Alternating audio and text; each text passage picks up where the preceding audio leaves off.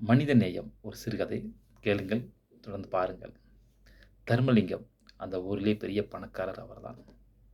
வட்டி கூட வாங்கல், விவசாயம், பழக்கடை, கமிஷன் மண்டி இப்படி பல தொழில் செய்து பெரிய பணக்காரராக இருந்தார். ஒரு ஜமீன்தார் போல் வாழ்ந்து வந்தார். சாரட்டு குதிரை இருக்கிறது அவர் வீட்டில். முதலில் ஜீப்பு வாங்கியது அவர்தான். அவ்வளவு பணக்காரர். ஒரு ஜமீன்தார் போல் வாழ்ந்து வருகிறார். அப்படி ஜமீன்தார் போல் வாழ்ந்து வந்தவருக்கு 4 குழந்தைகள். 3 ஆண் பிள்ளையும், 1 பெண் பிள்ளையும். மூத்த பையனுக்கு திருமண வயது நெருங்கிவிட்டது. கல்யாணம் முடிக்க வேண்டும். அவருக்கு சரிசமமாக இருக்கும் ஒரு பக்கத்தூரில் ஒரு குடும்பத்தில் ஒரு பெண் இருந்தது. அங்கே போய் பார்த்தார்கள். பெண்ணும் பிடித்து விட்டது. கல்யாண வேலைகள் தடபுடலாக நடந்தது. பணக்காரர்கள் வீட்டு கல்யாணம் சொல்லவா செய்ய வேண்டும்? சாரட்டு குதிரையில், பட்டுச் சரிகையில் பளபளக்க மாப்பிள்ளை வந்தார். இறங்கினார். திருமண மடமேடைக்கு சென்றார். பொண்ணும் வந்தது. காலை முகூர்த்தம். காலை முகூர்த்தம் என்றாலே காலை உணவு தயாராகிவிடும். க இலை எடுக்கிறதுக்கென்று சில ஆட்கள் இருப்பார்கள் கிராமங்களில். பந்தி முடித்தவுடன் தாலி கட்டி முடிஞ்சாச்சு. காலையில் 7 மணிக்கெல்லாம் சாப்பாடு ரெடியாகிவிட்டது. சாப்பிட்டு கொண்டு இருக்கிறார்கள். அப்போது முனியம்மாள் என்ற அம்மா இலை எடுக்க வந்திருக்கிறார்கள். அந்த அம்மாவுக்கு ஒரு பையன். அந்த பையன் 6ஆம் வகுப்பு படிக்கிறான். காலையில் உணவு அம்மா சமைக்கவில்லை. அதனால் அந்த பையன் ஒரு தூக்குவாளியை கொண்டு வந்துட்டு, "இன்னைக்கு அம்மா வேலைக்கு போயிருக்காங்க இலை எடுக்கிறதுக்கு. அங்கே சாப்பாடு வாங்கிட்டு சென்று வரலாம்" என்று தூக்காளி கையில் வந்து விட்டான். முனியம்மா இலை எடுத்து வந்தால், முனியம்மாளிடம், "அம்மா, நான் பள்ளிக்கூடம் போகிறேன். எனக்கு சாப்பாடு வைத்துக் கொடுங்கள்" என்று சொன்னான். முனியம்மாள் தூக்குவாளியை கையில் வாங்கி கொண்டு பக்கத்தில் இருக்கும் ஒரு அம்மாவிடம், "அம்மா, என் பையனுக்கு கொஞ்சம் சாப்பாடு வச்சு கொடுங்க" என்று சொல்ல, அந்த அம்மாவும் சாப்பாடை வைத்து கொடுத்தது. சாப்பாடு, சாம்பார், பொரியல் அப்படின்னு வச்சு கொடுத்தது. அந்த வச்சு கொடுத்துக்கிட்டு இருக்கும்போது தர்மலிங்கம் வந்து விட்டார். "என்ன நடக்குதுங்க?" என்று கேட்டார் கனத்த குரலில். "ஐயா, என் பையனுக்கு சாப்பாடு கொடுத்து கொண்டிருக்கிறேன். கொஞ்சம் தூக்குவாளியில்" என்று சொன்னார். "எச்சில் எடுக்க வந்தால் எச்சில் மட்டும்தான் எடுக்கணும். இப்படி சாப்பாடெல்லாம் எடுத்து கொடுக்கக்கூடாது. இது என்ன பழக்கம் இது?" அப்படின்னு தூக்குவாளியை பிடுங்கி அங்கே ஓரமாக வைத்துவிட்டு அந்த சாப்பாட்டை ஒரு தட்டில் கொட்டிவிட்டார். பாத்திரத்தில் கொட்டிவிட்டார். தூக்குவாளியை தூக்கி போட்டுவிட்டார். முனியம்மாளுக்கு கண்ணீர் வந்துவிட்டது. "என்னடா இது? கொஞ்சம் போல சாப்பாடு பையனுக்கு வைத்து கொடுத்தோமே, இதில் இப்படி என்ன இருக்கிறது பிடுங்கி விட்டாரே" என்று ஒரு வருத்தம். தன் மகனிடம், "சரிடா மகனை, இருடா" என்று சொல்லிவிட்டு அடுத்த பந்தி முடிந்து விட்டது.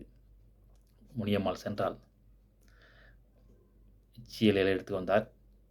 அந்த எச்சியலில் இருக்கும் மிச்சச் சோறுகளை தூக்குவாளியில் போட்டு தன் மகனிடம் கொடுத்தாள். "இந்தா மகனே, இதை சாப்பிட்டுக்கொள்" என்று. தன் மகனும் அம்மா கொடுத்ததை தட்டாமல் வாங்கி கொண்டு சென்று விட்டான். பையன் 6ஆம் வகுப்பு படிக்கிறான். அப்போது நினைத்தால், தன் மகனை நல்லா படித்து வைக்க வேண்டும் என்று எண்ணினாள். அவள் எண்ணியது போலவே அவன் மகன் நல்லா படித்தான். காலம் சுழலும் அல்லவா? தர்மலிங்கத்துக்கு நோய்வாய்ப்பட்டது. தர்மலிங்கத்துக்கு நோய்வாய்ப்பட்டு இருக்கிற சொத்தையெல்லாம் இழந்தார் மருத்துவ செலவுக்காக. சொத்து இருந்தால்தான் ஒருவருக்கு மதிப்பு. சொத்து இல்லை என்றால் சொந்தம் கிடையாது, பந்தம் கிடையாது. சொந்த மகனும் இல்லை, பிள்ளைகளும் இல்லை. யாரும் அவர்களிடம் பேசக்கூட இல்லை. யாரும் அவரை பார்ப்பதும் செல்வதும் கிடையாது. சாப்பாடு கூட அவ்வளோ கஷ்டப்பட்டு கொண்டு இருந்தார் தர்மலிங்கம். முனியம்மாள் மகன் நல்லா படித்து கவர்மெண்ட் வேலைக்கு சென்று விட்டான். கவர்மெண்ட் வேலை என்றால் என்ன தெரியுமா? உணவு வழங்கும் திட்டம். அதாவது ரேஷன் கடையில் அரிசி வழங்கும் வேலை. ஒரு நல்ல வாய்ப்பு கிடைத்தது. அதே ஊருக்கு அவன் அரிசி போட ரேஷன் கடையில் வேலைக்கு சென்றான். முதல் நாள் வேலையில் அவனுக்கு அரிசி போட வாய்ப்பு கிடைத்தது. தர்மலிங்கம் சாப்பாட்டுக்கு கஷ்டப்பட்டு இருக்கிறார். அவரும் அந்த வரிசையில் நின்று கொண்டிருக்கிறார். ரேஷன் கடையில் எல்லோரும் வரிசையில் நிற்கிறார்கள். அவரும் அந்த வரிசையில் நின்றிருக்கிறார். அவர் வரிசையில் நிற்கிறதை முனியம்மாள் மகன் தர்மலிங்கத்தை பார்த்து விட்டான். அவர் வரிசை வந்ததும், "ஐயா, வணக்கம் ஐயா" என்று சொன்னான். அவரும் மெல்லிய குரலில், "ஆமாப்பா, வணக்கம்ப்பா" என்று சொன்னார்.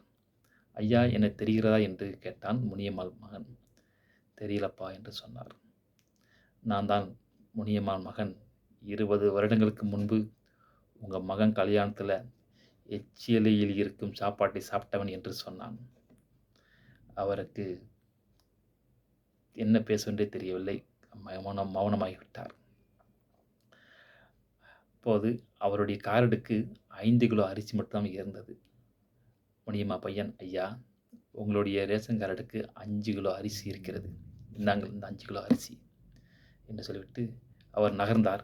"இருங்க ஐயா" என்று சொல்லிட்டு, "இந்த அரிசி என்னுடைய 5 கிலோ அரிசி, இந்தாங்க 5 கிலோ அரிசி. இது என்னுடைய சார்பாக நான் கொடுக்கிறேன். நீங்கள் நல்லா சாப்பிடுங்கள். சாப்பிட்டு உடம்பை பார்த்துக் கொள்ளுங்கள்.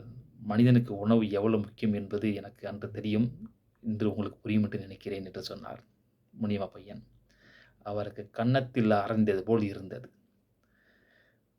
முனியம்மாள் நினைத்தாள், நம்ம பையன் நல்லா படிக்க வேண்டும் நினைத்தால், படிக்க வைத்தது போல அவனும் மனிதநேயத்துடன் அவருக்கு உணவு கொடுத்து விட்டான். அரிசி கொடுத்து விட்டான். மனிதனை படிப்பு மட்டும்தான் உயர்த்தும். நீங்கள் எவ்வளவு படிக்கிறீர்களோ அவ்வளவுதான் நல்லது. அவ்வளவுக்கு அவ்வளவு நல்லது என்று என்னுடைய கருத்து.